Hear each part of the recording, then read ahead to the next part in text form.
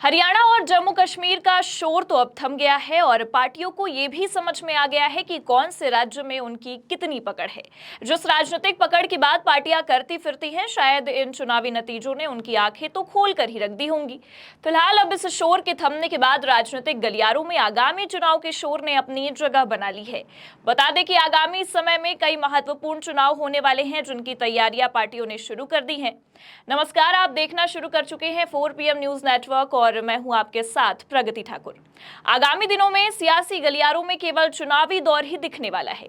जहां एक तरफ झारखंड और महाराष्ट्र में आगामी दिनों में होने वाले विधानसभा चुनाव की तैयारियां की जा रही है, तो वहीं दूसरी ओर राज्यों में होने वाले विधानसभा के उपचुनाव से भी मुकरा नहीं जा सकता है, क्योंकि कहीं ना कहीं लोकसभा चुनाव के नतीजों के बाद अब राज्यों में होने वाले विधानसभा का उपचुनाव कई मायनों में पार्टियों की राजनीतिक पैठ की जानकारियां देने वाला है, जो आज हम इस मुद्दे पर बात करने वाले हैं। बता दें कि राजस्थान में होने वाले उपचुनाव की कई मायनों में महत्वपूर्णता देखी जा रही है, जो कि कई मायनों में बीजेपी के साथ साथ कांग्रेस के लिए भी महत्वपूर्ण होने वाला है, क्योंकि राजस्थान की जनता के मूड में क्या है ये जानना और मुश्किल होता नजर आ रहा है। और क्योंकि राजस्थान में हुए पिछले विधानसभा चुनाव के नतीजों और लोकसभा चुनाव के नतीजों ने जनता के मन में क्या है ये जान पाना मुश्किल बना दिया है, क्योंकि जनता भाजपा पर विश्वास करती है या कांग्रेस पर, अब ये एक बड़ा सवाल बनते जा रहा है और समझ से बाहर हो गया है। क्योंकि नवंबर 2023 में हुए विधानसभा चुनाव के नतीजे जब आए तो कहीं ना कहीं ऐसा लगा कि बीजेपी अब राजस्थान की जनता के बीच अपनी पैठ बनाने में कामयाब हुई है। तो वहीं जब लोकसभा चुनाव के नतीजे आए तो सबकी आंखें खुल गई और कहीं ना कहीं लोकसभा चुनाव के नतीजे बीजेपी के पक्ष में नजर नहीं आए और ये साफ हो गया कि जनता के बीच बीजेपी की लोकप्रियता विधानसभा चुनाव के बाद कम हुई है। विधानसभा चुनाव में जहां प्रदेश की जनता ने कांग्रेस को राजस्थान की सत्ता से बाहर कर दिया था, प्रदेश में भाजपा की सरकार बन गई, लेकिन वहीं 4 महीने बाद ही लोकसभा चुनाव में जनता ने ये जता दिया कि उन्हें भाजपा पर विश्वास नहीं है। इससे ये तो साफ है कि राजस्थान की जनता के मन को टटोल पाना इस बार के उपचुनाव में बीजेपी और कांग्रेस दोनों के लिए ही मुश्किल होने वाला है। लोकसभा चुनाव में भाजपा तीसरी बार सभी 25 सीटें जीतने का दावा कर रही थी, लेकिन जनता ने भाजपा की उम्मीदों पर पानी फेर दिया।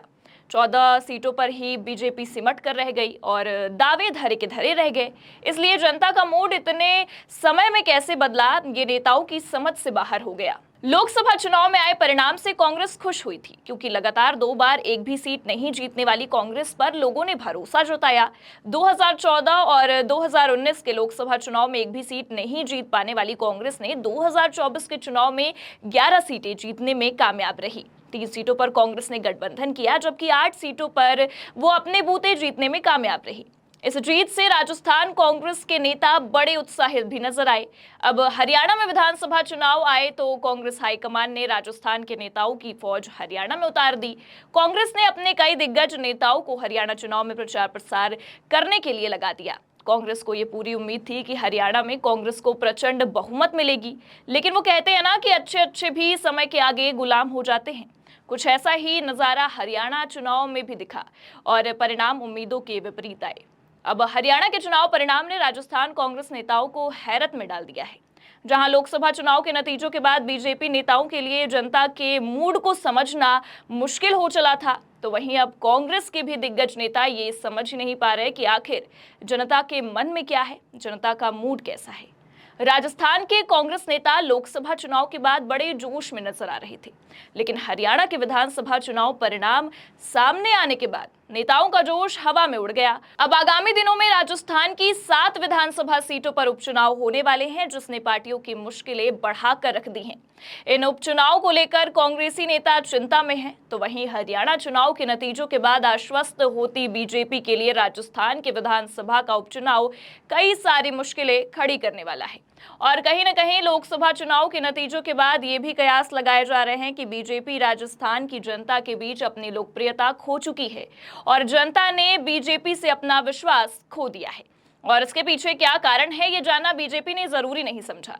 दरअसल आगामी चुनावी माहौल में बीजेपी ने लोकसभा चुनाव में मिले परिणामों को दरकिनार सा कर दिया, जिसके बाद अब बीजेपी हरियाणा की जीत के बाद इतनी आश्वस्त नजर आ रही है कि बीजेपी के नेताओं को ये पूरी उम्मीद है कि जो आने वाले उपचुनाव है राज्यों में, उसमें बीजेपी जीत हासिल करने वाली है। लेकिन बीजेपी शायद हर बारी की तरह ये भूल जा रही है कि ये भारत की जनता है। इसे समझ पाना मुश्किल ही नहीं, नामुमकिन है।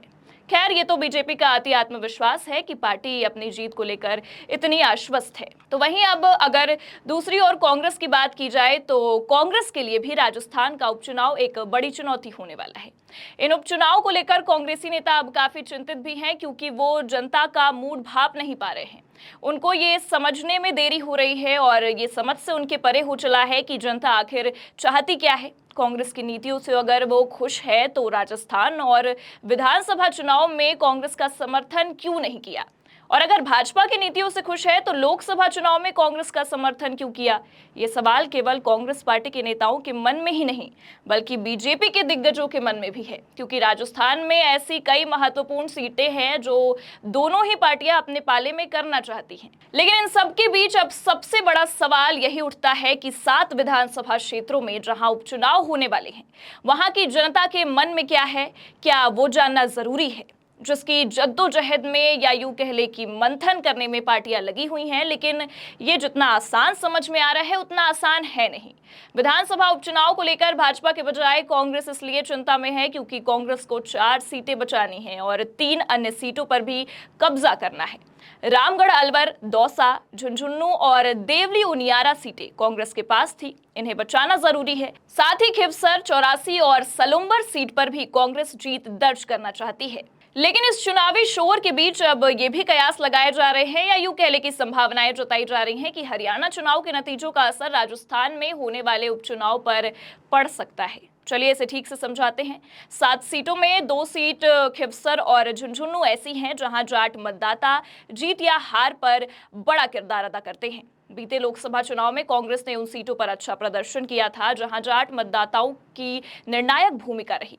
लेकिन ऐसा माना जा रहा है कि हरियाणा चुनाव के नतीजों के बाद लोकसभा चुनाव में मिली मोमेंटो पर ब्रेक लग सकता है, क्योंकि जाटों के बीच तो कांग्रेस का अच्छा प्रदर्शन रहा, लेकिन गैर जाट ने कहीं न कहीं कांग्रेस को नकारा, जिसका सीधा फायदा बीजेपी को होता दिखा। इसलिए अब राजस्थान के उपचुनाव में कांग्रेस को अच्छा प्रदर्शन करने का दबाव बन गया है। इसलिए आने वाले आगामी चुनाव के लिए कांग्रेस को सहयोगी दलों से भी ये नसीहत दी जा रही है कि पार्टी में मंथन की बेहद जरूरत है। हालांकि लोकतंत्र में जनता का ही निर्णय सर्वोपरि है, लेकिन कहीं न कहीं पार्टी आलाकमान को इन चुनावों की रणनीति के विषय में गंभीरता से सोचने की जरूरत है। तो वहीं दूसरी ओर बीजेपी जो जीत के बाद आश्वस्त होती नजर आ रही है, लोकसभा चुनाव के नतीजों को इतनी आसानी से भूल जाना बीजेपी की मुश्किलें भी आगामी चुनाव में खड़ी कर सकता है। फिलहाल अब ये देखने वाली बात होगी कि राजस्थान की जनता के मन को टटोलने में कौन सी पार्टी बाजी मार पाती है। और इसी के साथ इस खबर में फिलहाल इतना ही। पूरे मामले पर आपकी क्या राय है, कमेंट बॉक्स में जरूर बताएं और देखते रहिए 4 PM न्यूज नेटवर्क। नमस्कार।